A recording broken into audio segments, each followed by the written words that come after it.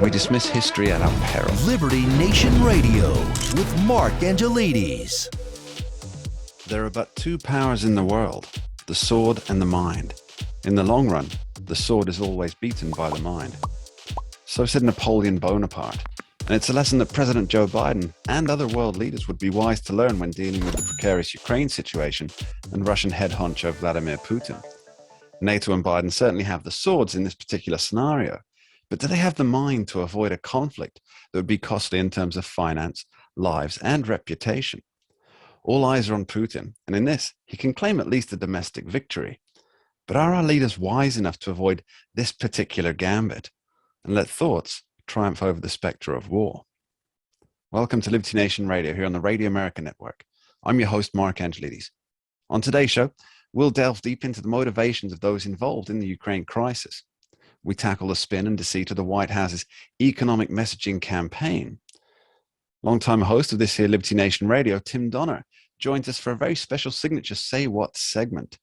We'll be looking at the latest Supreme Court case that could overturn affirmative action. I'd like to take a brief moment to say a special thank you to our listeners out in Amarillo, Texas on KGNC 710 AM and 97.5 FM. Thanks for being part of the team. And remember, this show is proudly sponsored by LibertyNation.com, where you can access podcasts, breaking news, analysis, and a range of biting and brilliant shows to whet your appetite for freedom and your fondness for the great American Constitution. Let's get started. Ukraine is in the Russian crosshairs, and many are seriously asking whether the United States and NATO's response to Kremlin aggression is doing more harm than good. Is the whole situation being exacerbated by the Biden administration's dream of recapturing international acclaim? Or is everyone just singing to Vladimir Putin's tune, whether they know it or not? Well, to help us shed some light on this conundrum, we're joined by former Deputy Undersecretary of Defense Controller, Dave Patterson. Thanks for being back on the show, Dave. Thank you, Mark. Happy to be here. So, Dave, give me your analysis. Is Putin the piper, and is everyone else dancing to his tune? Well, right now it appears that that's the case. I mean, he has everybody writing letters and writing documents to him, meeting his demands. And so, yes, I think that that's where things stand. I mean, so far, Putin is pulling the strings, and everyone else in NATO and Washington both are pretty much dancing to the string pulling. Okay, yeah, you mentioned that he's writing that people are writing letters here. Now, it's noteworthy that this week both Antony Blinken and NATO sent different letters to the Russian government, and there was seemingly no cooperation between the two. What do you make of that? Well, we certainly don't know exactly what coordination went on behind the scenes, but the optics are, as you say, everybody is doing pretty much their own thing here. And it is interesting that Europe, led by France's president, should feel compelled to write their own response to Moscow's demands. That's kind of unusual. It does seem as though the NATO allies, they're almost symbolically keeping Joe Biden or the American military out of the loop, as it were. Well, that's right. That's the way it appears. And of course, that's kind of dangerous, because if something should happen, they're going to rely on the United States heavily in order to blunt any sort of a overt attack on Ukraine. And so it does, as I said, it seems kind of odd. Nonetheless, the United States has its intelligence gathering aircraft flying over Ukraine pretty much 24/7 now.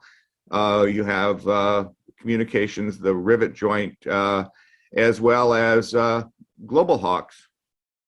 Okay, so what do you make of the negotiations that are going on at the moment? Specifically, what is Russia asking for, and what are NATO and Biden saying in response? Well, the biggest thing that Russia wants is guarantees in writing that the Ukraine will not be part of NATO.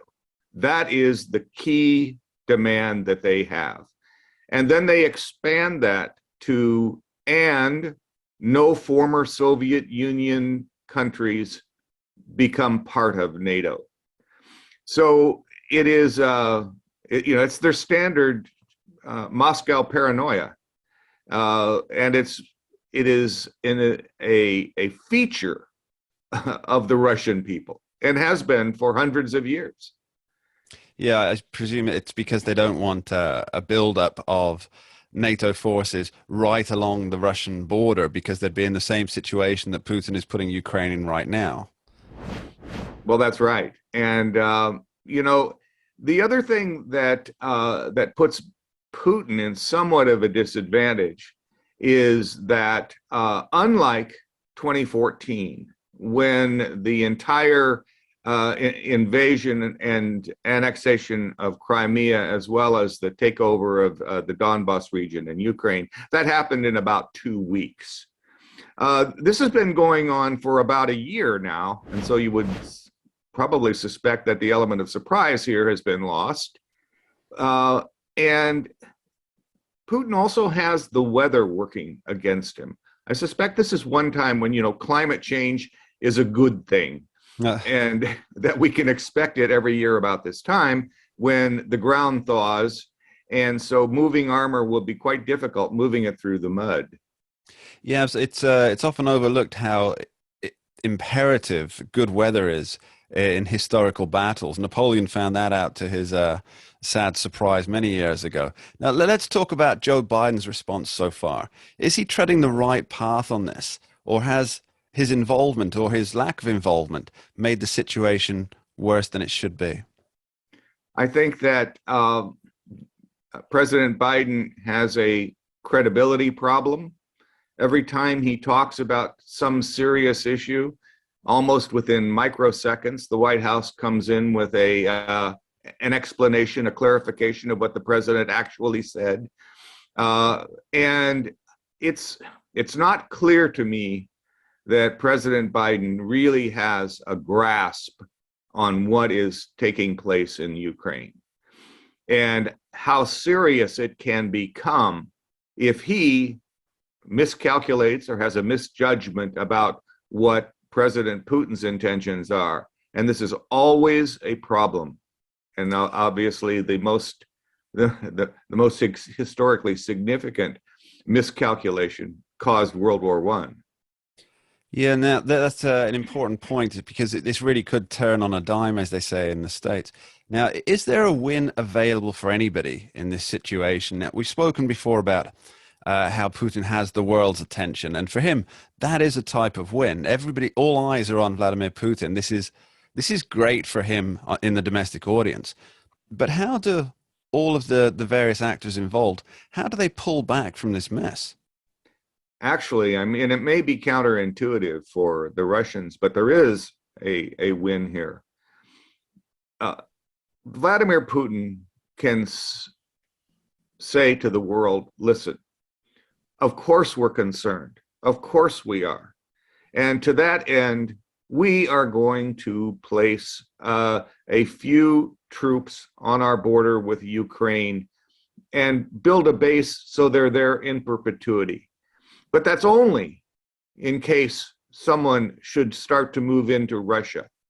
And so we're going to back off here. And we hope that the conversations that we've started over our concerns will continue. And that would be a win for him, because of course they would. He would suddenly become part of the gang, and the conversations would be interminable because you have the State Department involved.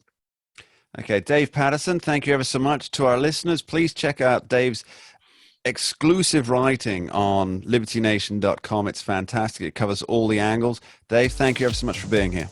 Thank you, Mark. Now, don't go anywhere. Later in the show, we're asking, which way will the Supreme Court winds blow on the latest affirmative action case?